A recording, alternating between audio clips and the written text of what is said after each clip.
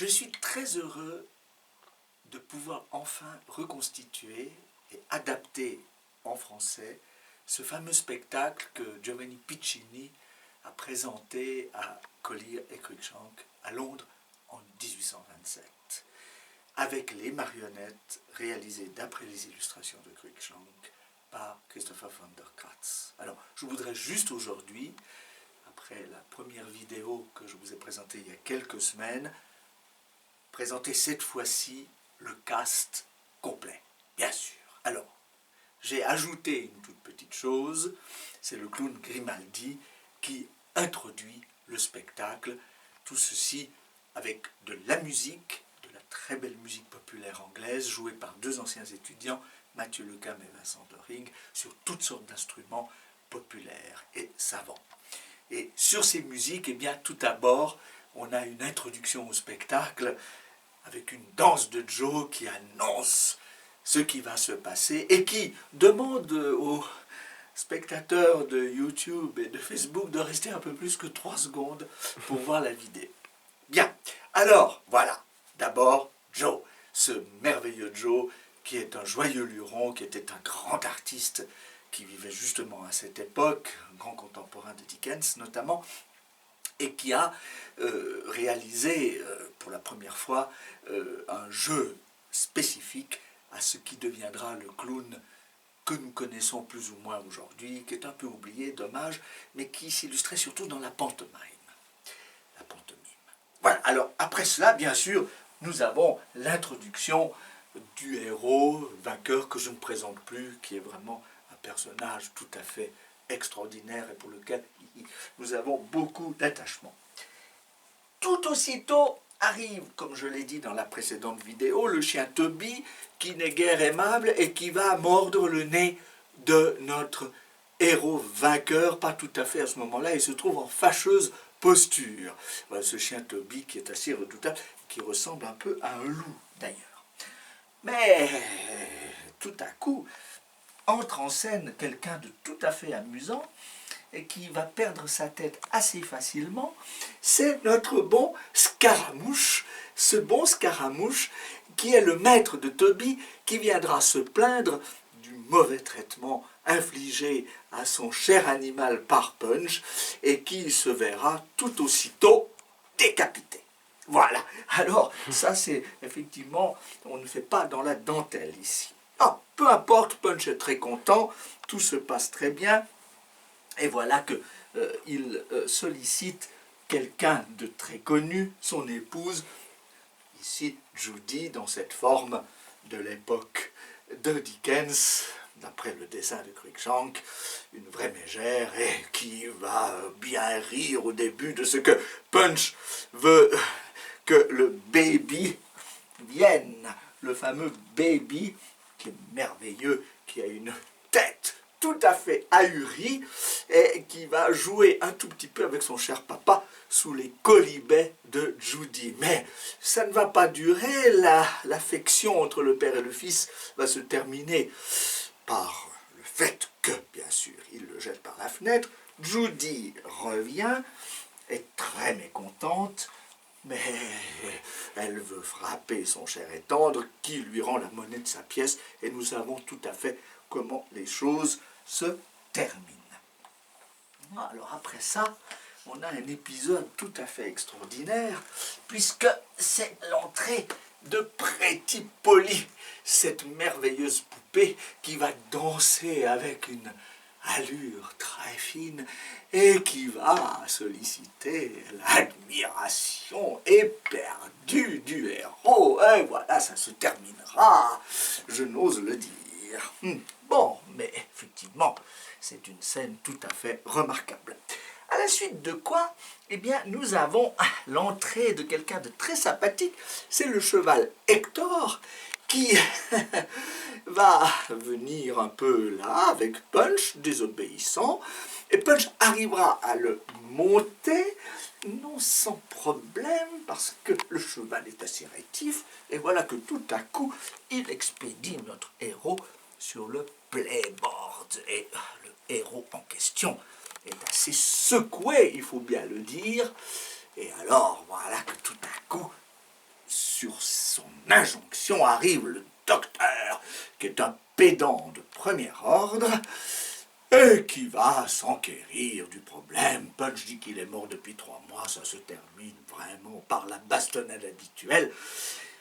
Le docteur veut punir avec sa médecine notre héros, mais le héros en question ne se laisse évidemment pas faire. Voilà, alors c'est avec cette scène que se termine le premier film. Nous avons fait 3 films pour représenter ce show, et la première partie s'arrête avec le massacre du docteur.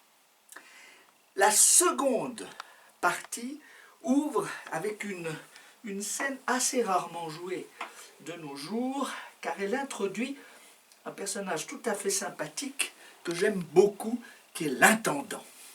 L'intendant vient se plaindre parce que Punch fait beaucoup de bruit avec des cloches, et ma foi, la maison de son voisin, dont l'intendant est le représentant, l'ambassadeur, vient se plaindre. Et là, je dois dire que c'est moi qui l'introduis, mais je m'inspire quand même du scénario de Collier, tel qu'il était illustré par Cruikshank. Le serviteur ne sera pas trucidé, non, il va être suspendu par les pieds, voilà, comme ça, promené, et rendu à son cher patron.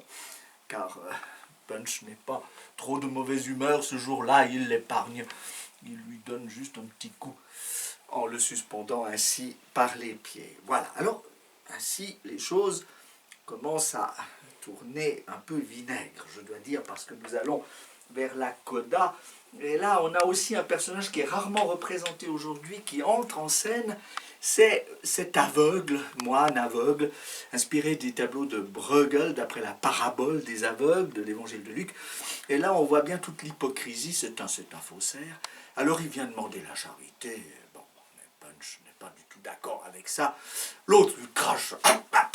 Bon, mais Punch ne supporte pas cela. Et il l'envoie paître. Alors, il lui donne un coup, mais on ne sait pas trop ce qu'il adviendra de ce malheureux. Voilà, alors maintenant Punch se trouve quand même confronté à quelques difficultés, puisque on va voir entrer en scène l'autorité. L'autorité, d'abord sous la forme du constable, du constable, mais j'allais dire, c'est le Beadle, hein. On reconnaît bien là d'ailleurs un personnage dickensien, le Bumble d'Oliver Twist, qui était contemporain, enfin qui date d'un peu de quelques années après, mais qui ici est représenté par Christopher von der Kratz, et que je trouve très judicieux, parce qu'il est assez, il a l'air assez bonhomme, c'est un peu, il n'est pas très malin. Alors il vient avertir Punch que ça ne va pas, il va l'arrêter parce que Punch chante faux. Voilà, mais Punch n'est pas du tout d'accord, il ne chante pas faux, il considère au contraire qu'il chante très très bien. Alors Punch n'écoute évidemment pas ce que dit ce personnage, et tout aussitôt arrive un autre que j'aime beaucoup parce qu'il a les mêmes yeux de travers que Punch et Ketch, qu'on verra tout à l'heure. C'est l'officer qui, lui, est un peu plus énervé encore, et avertit que ça suffit, il faudra cesser ce boucan, car c'est intolérable. Voilà. Alors, Punch, bien sûr, ne s'occupe pas de cette menace, il considère que ça n'a aucune valeur, et c'est donc là que le drame commence à se nouer, avec l'introduction du grand Jack Ketch, si je puis dire qu'en fait c'est un bourreau très connu en Angleterre, surtout pour sa difficulté à couper les têtes de façon droite. Enfin, je n'entre pas dans les détails. Et voilà, ils ont aussi un regard très... Ils se ressemblent pas mal dans le regard. Et Ketch vient... Et là, j'ai ajouté quelque chose qui n'existe pas dans le spectacle d'origine. J'énumère... En général, on ne parle pas beaucoup dans le spectacle de Punch and Judy, mais là, quand même, j'ai trouvé que c'était intéressant, d'autant que c'est ponctué par des mélodies jouées précédemment dans le spectacle et associés au caractère tel des leitmotifs. Donc Ketch résume en quelque sorte, dresse un... C'est une mise en examen de Punch. Il dresse la liste de toutes les turpitudes commises par le héros. Alors, il y a donc enfin, une sorte de confrontation entre les deux, que je me plais à faire intervenir dans le show, même si là j'ajoute quelque chose qui n'y est pas à l'origine, d'autant que les musiques que nous avons choisies sont très très belles, et bien sûr ça va introduire à la conclusion du spectacle dans la troisième partie. Alors bon, Punch n'écoute pas, et de ce fait il est aussitôt arrêté par le constable et l'officer qui viennent vraiment se saisir de lui pour le mettre en prison. Voilà. C'est ainsi que se termine le deuxième film, la deuxième partie, laquelle deuxième partie est introduite par la scène de la prison. On voit Punch à l'arrière, du booth derrière ses barreaux, et Ketch entre avec la potence qu'il installe, et donc il exige que Punch sorte. Et alors là, il y a une scène très classique, une grande routine en quelque sorte, et c'est la tromperie suprême. Il fait semblant, Punch, ne pas savoir ce que c'est qu'une potence, comment on met sa tête dans la corde, et lui s'énerve, Punch dit montrez-moi, et on sait comment ça se termine. En fait, le bourreau devient le pendu. C'est une scène qui se termine aussi en musique. Avant, alors le moment apocalyptique par excellence qui est vraiment magnifique, et d'ailleurs musicalement je suis très heureux de ce que mes deux musiciens ont fait, parce que dans cette bagarre avec le principe du mal en soi, là c'est vraiment le Devil sous sa forme la plus sombre, la plus métaphysique en quelque sorte. C'est pas le Devil rouge Méphistophéleste, là c'est vraiment quelque chose de terrifiant, qui ne parle pas d'ailleurs, et alors il y a une bataille qui s'engage, et c'est épique, et bien sûr Punch triomphe de cela magnifiquement, et c'est ainsi que se termine cette comédie tragique, avec une danse et la réapparition, bien sûr, de Joe, qui vient féliciter et inviter Punch, et inviter l'auditoire à l'acclamer. Et ça se termine par une danse entre les deux protagonistes. Voilà. Alors, je vous souhaite beaucoup de plaisir. Le tout va durer une demi-heure, grosso modo. C'est trois films qu'on peut regarder indépendamment. Mais enfin, c'est bien de les regarder dans l'ordre, parce qu'ils suivent néanmoins la dramaturgie telle que Collier l'a publiée justement en 1828 à Londres. Voilà, c'est une grande joie que de faire ce travail de reconstitution avec ces magnifiques marionnettes, avec ce beau décor aussi de Christopher von der Kratz. Voilà. Alors, enjoy!